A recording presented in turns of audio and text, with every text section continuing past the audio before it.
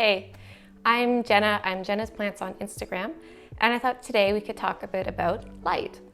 So I have recently put together an article on Patreon all about light. I've been doing a lot of research and measuring of the light in my space, so I thought I would do a kind of video summary of that. If you want to read the full article, you can check out my Patreon. The link will be in the description and on my profile if you are interested in that. But I thought I would give the overview here, and for some people, you know, it helps to hear things explained orally, but if you want to actually see the written version and see all the calculations and stuff, feel free to check that out. Now, light, I really want to talk about light because light is probably the single most important thing for successful houseplants. Well, it's dark now because it's winter in Canada, basically, even though it's only November. It gets dark here really early and it's been like snowy all the time, but normally my living room is quite bright. I have south-facing windows. To the right of me, I have a east-facing window that I'm kind of looking at directly. And then in my bathroom on the other side of the house, I have like a west-facing window. So I have a lot of light in this space. But as you can probably tell just from my background, I also have a lot of grow lights because even with all that light, for some plants, it's not enough. For my succulents, for example, they're on that really bright shelf over there. They need more light, even though they're by a south-facing, unobstructed window. So for me, to get my plants looking nice, if you want to know my secret or why I have a green thumb or whatever, it really just comes down to light. If you can give your plants enough light, then 90% of your other problems will go away. So it's really important to understand, and it's important that we can measure and quantify our light, because what looks bright to our eyes just aren't good at determining whether something is actually bright or not. And it's because our brains do a lot of compensating. Our brains are amazing computers that kind of adjust the light levels, so what we perceive is not necessarily exactly what enters into our eyes. You know, our pupils dilate to adjust the amount of light that's coming in, and it's kind of like when you use a high dynamic range on a camera where it actually takes, you know, the light part of the image and the dark part of the image and it exposes them differently and then stitches them together. That's kind of how our brain works, so we can't really trust it when it comes to light. Now, when we're measuring light, you're going to come across a few different terms. So a few that you probably will have heard are lumens, lux, and foot candles. So these are all just ways of measuring light, with lumens just basically saying how bright something is, and then lux and foot candles being different units of measurements for brightness. So a foot candle, for example, 1 foot candle is the amount of light you get from one candle when you're a foot away from it. Say you have a light intensity of 100 foot candles, that's basically equivalent to being 1 foot away from 100 candles, at least as far as I understand it. Now, there's kind of a catch when it comes to using these units of measurement for plants. So you can measure the brightness in your space using a light meter, and I highly recommend you do that because of those inconsistencies with our eyes and how bright our space actually is. But if you are looking up light meters, you might come across something also known as PAR, P-A-R, and see like a PAR meter versus a regular light meter. So basically, lumens, when we talk about brightness, we're essentially talking with all those units of measurement about how bright something is perceived to us as humans.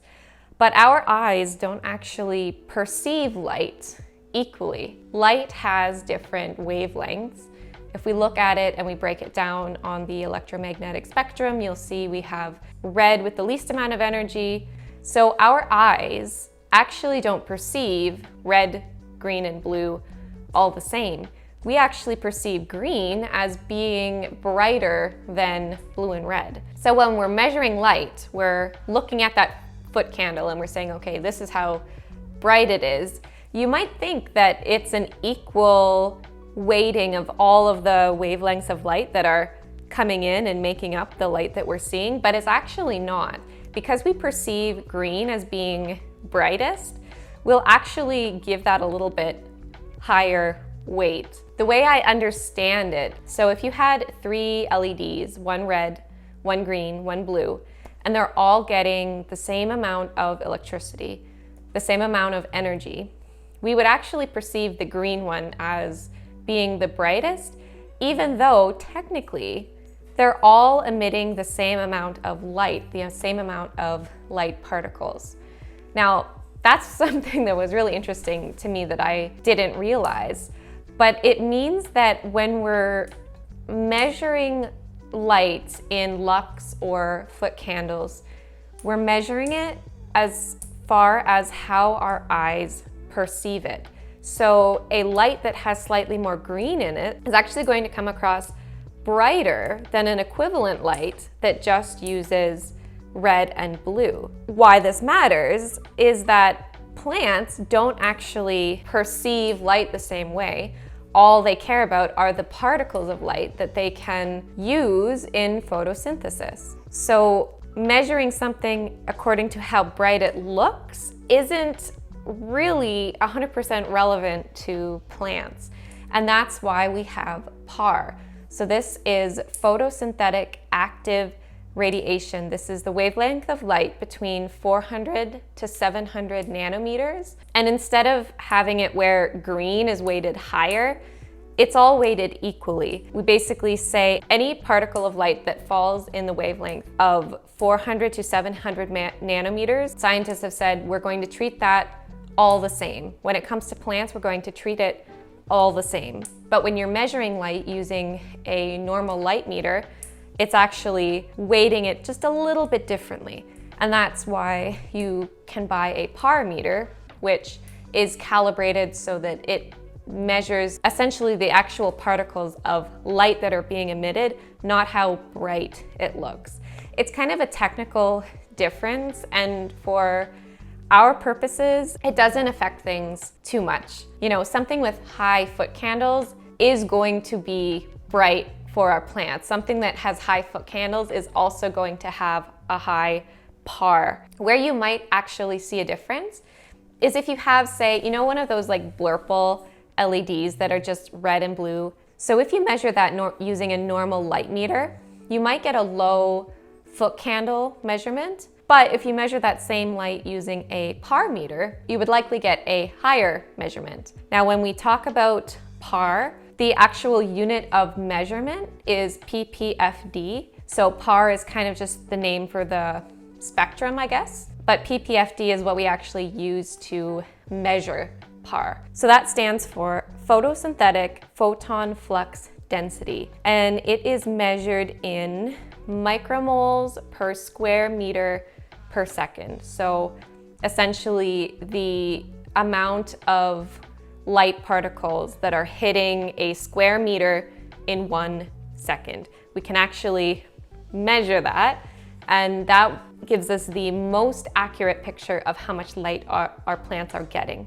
So if you want to spend, you know, a few $100s and get yourself a PAR meter, that will be the most accurate way to measure lights. And you might even see it in, I know I've seen it for some grow lights, they will actually give you the ppfd measurement. And if you can find that, that's really good to have, because that is going to be the most accurate way to evaluate how much light your plants are getting. And I believe to convert 1 ppfd is equal to approximately 6 foot candles. So you can convert between the two. It might not be 100% accurate because it will depend on how much red, green, and blue is in the light, but generally, as a very just rough estimate, 1 ppfd will equal about 6 foot candles. Or going the other way, 1 foot candle equals about 0.17 ppfd, and that's based on some of Houseplant Journal's calculations. So I personally like to use foot candles. I'll be using the unit of foot candles to reference for the rest of this video. I find that the numbers are the most manageable as compared to lux, and we don't need to be so specific with ppfd when we're talking about houseplants, but you should at least know what they are, because if you go and watch other videos, read other articles, you'll probably come across it. I have a light meter that measures things in foot candles that I really like. I will link it again in the description. It's good, it's accurate, and I highly recommend that. If you're interested in light and you're looking at evaluating different places in your home. Now, having a light meter and measuring foot candles doesn't really help you unless you have a point of reference. So for me, I've been measuring the light in my spaces for a long time. So I've kind of learned through experience what is enough foot candles for a plant and what isn't. I used to actually just use an app on my phone to do this, and it's become even more accurate now that I've purchased a light meter, which has definitely been a good investment. Now that I've done more research, what I've kind of learned through experience, it kind of all meshes together. People have done a lot of empirical studies on light, how much light plants need to grow. So this is kind of my levels for what would be high light, low light, based on my experience and what I've read. So it's important to remember that plants are not made to grow inside. Plants normally grow outside. Usually for outside plants, we might categorize them as full sun, part shade, or full shade. So full sun outside, that is going to be over 10,000 foot candles. That is full sun. It's going to be exponentially brighter than anything you're going to get in your house, so do not be expecting to get 10,000 foot candles anywhere. 50% shade, so let's say part shade, if we're talking about an outside plant, might be around 5,000 foot candles. If we're talking about 90% shade, full shade, that would be around 1,000 foot candles. Now, most plants that you see grown commercially are not grown below 1,000 foot candles. So just keep that in mind as we go through, say, the light levels for indoor plants. What we're comparing it to is outdoor plants. So inside, 1,000 foot candles might seem like a lot, but actually that's like the bare minimum for growing plants, say for a greenhouse or something. Remember that we can't hold our plants inside to the same standard as plants that normally would grow outside, if that makes sense. So for high light inside, plants that are, say, succulents, anything that can handle direct sun, I generally consider that to be 1,500 foot candles or more, up to, well, 10,000 foot candles would be the maximum outside, but you're not likely going to get that inside. My succulents, like my very colorful succulents, my echeverias that I want to be very tight and compact and colorful, I have them only like a couple inches away from my grow lights so that I can get 3,000 foot candles or more. And that's for 12 hours a day at least, plus they get some supplemental light from the window. So just to give you an idea, growing, say, pink and other colorful succulents indoors, that's the kind of light levels that you need. Otherwise, they're going to get stretched out. And if you're having any problems with your succulents, 99% of the time, it's because they're not getting enough light. Now, when we start to talk about the infamous bright indirect light, I usually put a number on that between 400 foot candles to 800 foot candles. That will generally be not direct sunlight, but it can still be very bright. Now, a bright indirect plant can still have a couple hours of direct sun. It's not going to hurt it. Actually, it will probably be beneficial for it. So if you're measuring a plant that's supposed to be like a bright indirect light plant, and so you're measuring it at a time where the sun is shining and you happen to get a sun ray that's directly on the plant, you might be measuring, like 1,500 to 3,000 foot candles. And you might be wondering, is that too much? Is that going to burn the plant? It probably won't, as long as it's not getting that all day long and it's been kind of slowly introduced to that level of light. Again, plants that are grown commercially, even low light plants, are generally grown at least 1,000 foot candles. So your plant has at some point probably been getting 1,000 foot candles regularly, consistently. It's only sometimes when we take them into our houses and we put them in a dark spot, they kind of lose the ability to tolerate light. But generally, more light is always better, even for bright indirect light plants. You absolutely should not try and shield your plant from getting any sun. Most plants can take between 1 hour to 4 hours of direct sun, and Houseplant Journal has a really great spreadsheet for some common genuses and how much direct sun that they can take. And I will link that in the description as well, because that's been a super helpful resource for me. So now when we start to talk about medium to low light plants, I generally consider that to be anything under 400 foot candles. Once you get under 100 foot candles, basically nothing is going to grow. You might be able to get away with a heartleaf philodendron, one of the small vining ones. They can be capable of surviving in light levels that are under 100 foot candles, but they will very much struggle and they probably won't grow. They will probably just be surviving. So keep that in mind. It's very important to measure, because it's actually way easier to get those very low light levels than you might think. You might think that a plant in the corner between two windows is getting enough light, when really the sun is never shining on it. It ends up being very dark, and you can easily get just say 50 foot candles of light, and that is not going to be enough to maintain a plant and keep it looking happy and healthy. When you're taking these measurements, you might think, okay, but my light fluctuates a lot during the day. If you want the most accurate kind of idea of how much light your plant is getting, you kind of want to take multiple measurements throughout the day and do kind of an average. So when I say that a plant should have, 400 to 800 foot candles, what I try and mean is that throughout the course of the whole day where it's getting light, so say in like a 12-hour or 12 to 16-hour period, it's normal for a plant to get less light in the morning, as the sun is coming up, and then it gets more light. It probably gets bright indirect light, and then at some point during the day, the sun is at an angle where it shines on the plant.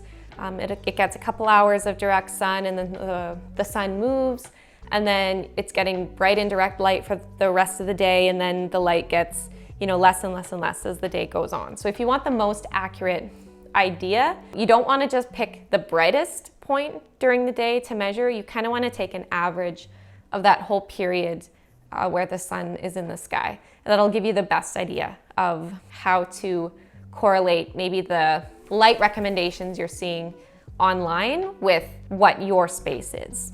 There's actually a concept in horticulture, agriculture, called the daily light integral that basically takes that into account, the fact that our plants aren't getting equal light throughout the whole day. And the illustration that I've kind of used is that we all need a certain amount of calories in a day. For most of us, it's around 2,000, right? Now, how you kind of break that up during the day is up to you. Some people might have just 3 big meals.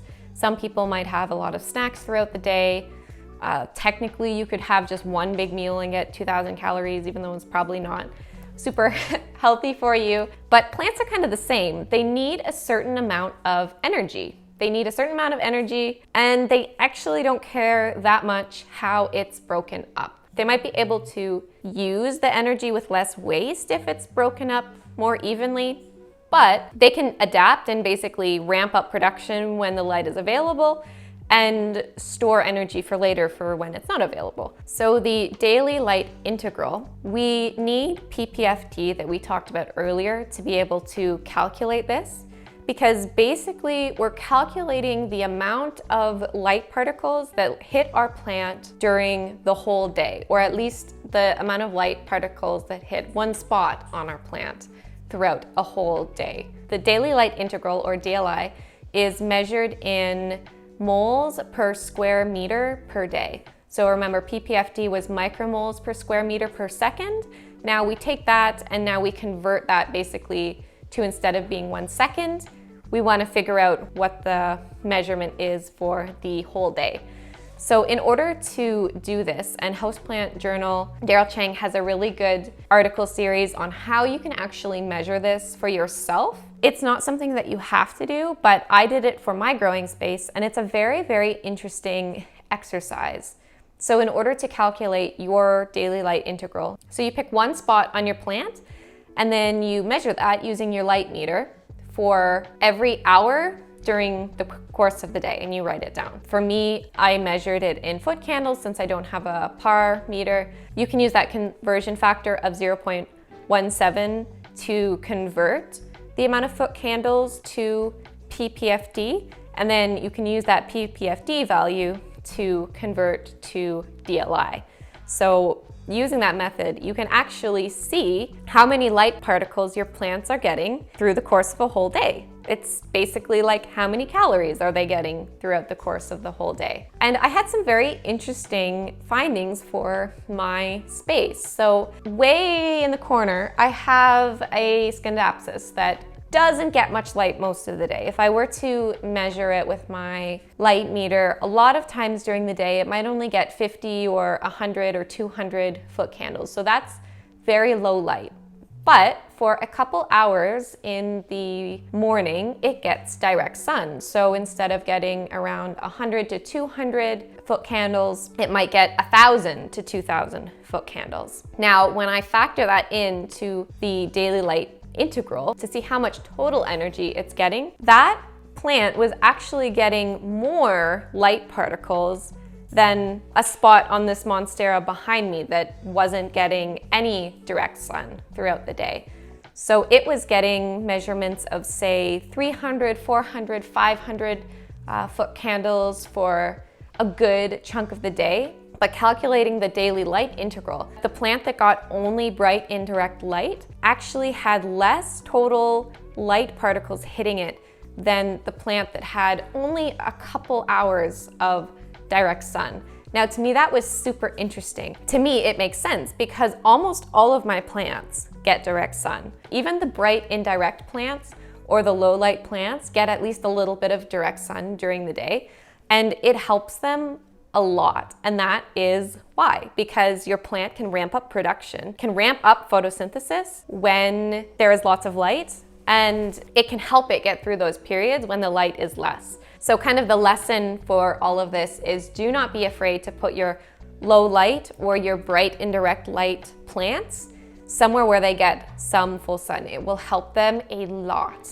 Now, if your plant has been in a dark corner for a long time, you don't want to do that all at once. You might want to gradually move it closer and closer and closer. That way the plant builds up the ability to handle that amount of sunlight. But rest assured that it can handle that amount of sunlight. Now, they actually have calculated recommended DLI levels for growing plants commercially, so growing them in a greenhouse.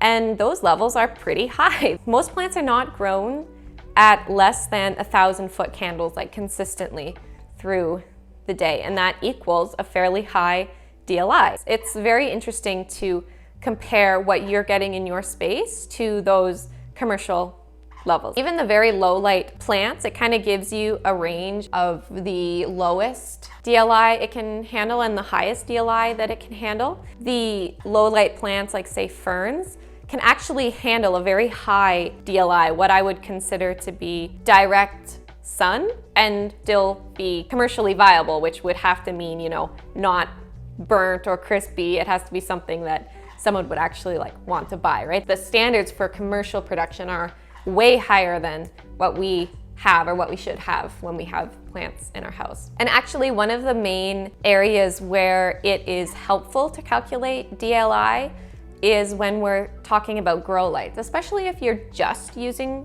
grow lights to grow your plants, then all you need to know is, okay, how many foot candles, do the conversion, and then just multiply by how many hours you want to have them on. Then you can very easily figure out what the DLI is, compare it to, okay, this is what a commercial grower would use, and you'll kind of see whether or not it's enough. It's interesting that you can actually have a less powerful grow light, a less bright grow light, on for a longer amount of time and have the same result or the same amount of light particles emitted as a more intense grow light on for a shorter amount of time. We might see minor differences in the plants. Obviously, there's a lot of factors that go into how much of those light particles the plant can actually use. It's not 100% efficiency, but generally speaking, you can get the same results just by leaving your grow lights on for longer. And if you want to see some of my calculations for my space for a few different grow lights and also comparing that to, okay, what is high light, what is medium light, what is low light, then you can check out my article on Patreon that I've written up. Now let's talk just a bit about color of light. You might be trying to evaluate whether a certain grow light is good for your plants or not. And there's a lot of, as I've learned, there's actually a lot of controversy, I think, in this space about color and the impact that it has on plants. Now, why do we get those blue and purple grow lights? It's because in photosynthesis, those are actually the particles of light that are the most readily used. So a plant can survive using just red and blue lights, but green light does actually have a benefit. One huge benefit is just that we can see our plants, we can diagnose problems. So would definitely recommend getting like full spectrum or white lights. I personally prefer warm toned lights just because of the aesthetics of how it looks. And I use LEDs for all of my grow lights. I will link a couple in the description that I use. They're nothing special, just from Amazon. They're just cheap lights, but you know, they do the trick. And the breakdown of red versus blue. Now, Daryl Chang from Houseplant Journal actually sent me to this channel that I found very interesting from Apogee Instruments. So they actually make light meters, and I believe it's Dr. Bugbee that gives these lectures on light, and I highly recommend checking out that channel if you want to do a deep dive on light. But they've done a lot of research on like marijuana plants. Now they had a very interesting study where they gave the plants different percentages of blue light, and essentially it had zero result on the yield. Now, different plants might react a little bit differently. If I remember correctly, blue lights inhibit cell expansion, so having a light that is more blue can make plants less elongated, so it could make them shorter, but it also can limit leaf expansion. That is kind of what you'll see sometimes is like, oh, you should use blue for this and red for this, but in some of the other studies that they did, they found that it didn't really, it made a negligible difference. And especially for houseplants, you should be judging the color of the light based on what you find aesthetically pleasing, and don't worry too much about the light breakdown. As long as the intensity of light is high enough, the foot candles are high enough, you can be pretty confident it's going to have enough blue and enough red that the plants will be able to photosynthesize. So if you want recommendations for grow lights, LEDs are the most cost-effective. They are very efficient to run. Definitely get something that's labeled full spectrum. You don't really need anything super special when it comes to lights. It doesn't even have to be labeled like a grow light. I generally use 24-watt lights when I want to keep plants about a foot away from my grow lights. I have I think it's a 40-watt bulb from Sansi that actually gives off a lot of light. And I can definitely use that, 3 or 4 feet away from my plants and still get lots of light to them. I also use 10-watt grow lights, but I only use those in spots where I want to just give a bit of supplemental light. Like if I have a window that gives some light, but I just want a little bit of an extra boost because it's kind of a shelf where it gets blocked. So that's where I mainly use those. Again, I have them about a foot away. You don't want your plants to get much closer than that because lights often produce a lot of heat and you don't want to burn your plant. That is often where you see the damage. It's not because of the light, it probably is because it's heating up and it's burning. Now let's talk about the sun path and where you are positioning plants in your home. If you want my recommendation, just always put your plants as close to the window as you can and put them by the brightest window that you can. That is my summation. You don't need to know any of the technical knowledge. Just put them as close to the window as you can and you will probably see the best growth out of them. But you can actually, if you want to get really detailed, you can actually go to this website, and again, I'll leave the link, where you can figure out what the sun path is in your area depending on that time of year. If you're like me in Canada, in Ontario, the path of the sun changes a lot throughout the year. And a very interesting thing is that the angle of the sun will change. So as the days get shorter, as we get closer to the winter equinox, the position of the sun in the sky will actually become lower. So if our window is here, the angle that the sun is shining in at, it's actually shining in at a lower angle. And depending on how your house is situated, how your windows are situated, you might actually see more light coming into your house in the wintertime, just because the angle of the sun is lower. And that way it's actually able to shine into your windows. What I did in my space is I took a 360-degree image, a photosphere, using my phone. Now, it's not perfect, of course, but I took that and I overlaid that with some of the charts from this website where you can see the sun path. And it's very interesting because you can see where the sun is in the window, like where you can see the sun in the window in the 360-degree view. That's when I was measuring direct sun values when I did my foot candle measurements for the DLI. So it all kind of matches up. When the sun is visible through the windows, or your plant is able to see the sun, that's when it's going to get the most amount of light.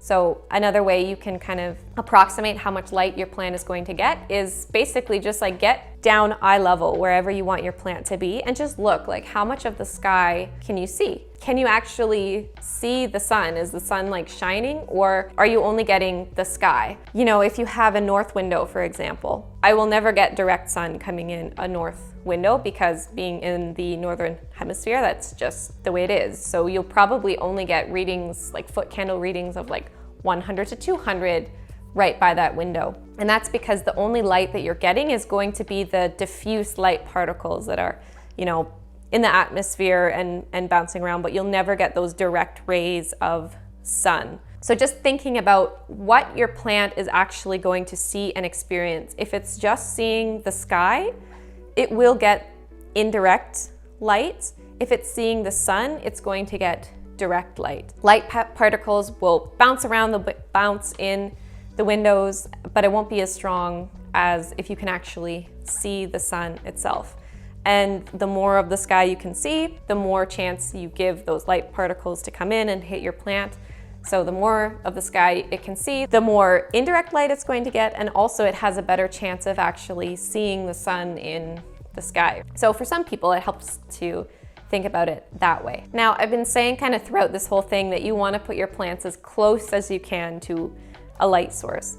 And the reason why this is the inverse square law. So as we move away from a light source, the particles are doing this. They're spreading out. The farther you get from a light source, the farther they're spreading. And we can actually measure this or represent this with the inverse square law. So when we're at, say, 1 foot away from the window, we move 2 feet away. We're not getting half as much light. We're actually only getting a quarter as much light because the brightness is the inverse square of the distance, if I have that right. So then when we move 3 feet away, and now we're 3 times as far away, we're not getting a third as much light. We're actually only getting 1/9 of the light. And we've only moved 3 feet, right? Like that's not very far. So if you have a plant now 10 feet away from a window, it's getting so little light compared to what it would get if it was close to the window. And that's why for me, I don't really have any plants that are more than 3 or 4 feet away from a light source. Even though I have south-facing windows, I have a lot of light. That's one of the biggest things that I feel has contributed to my success with plants. And I always notice it. Moving plants away from a window, they grow smaller, they grow slower, they just don't do as well.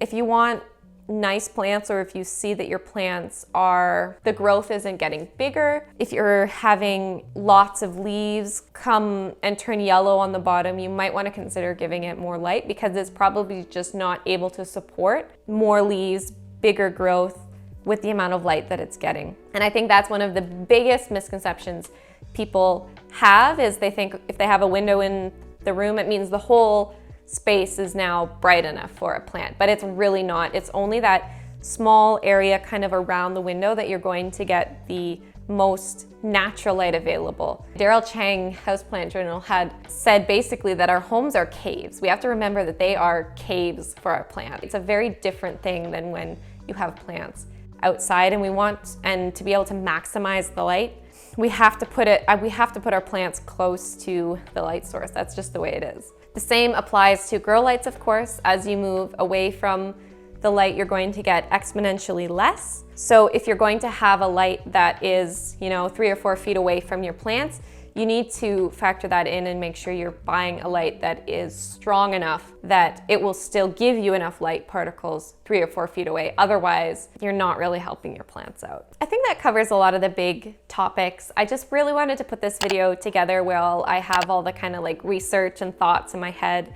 There is more, I definitely go into more detail in the guide I put together for my patrons, so you can definitely check that out if you are interested, but I hope that you have found this helpful. There is a lot to consider in the world of light, and I am by no means an expert, but I've tried to take a lot of the good resources that I've found that are out there and kind of synthesize the information in a way that makes sense to me, and then hopefully will make sense to you. I really hope that you enjoyed this video, and I'll see you in the next one.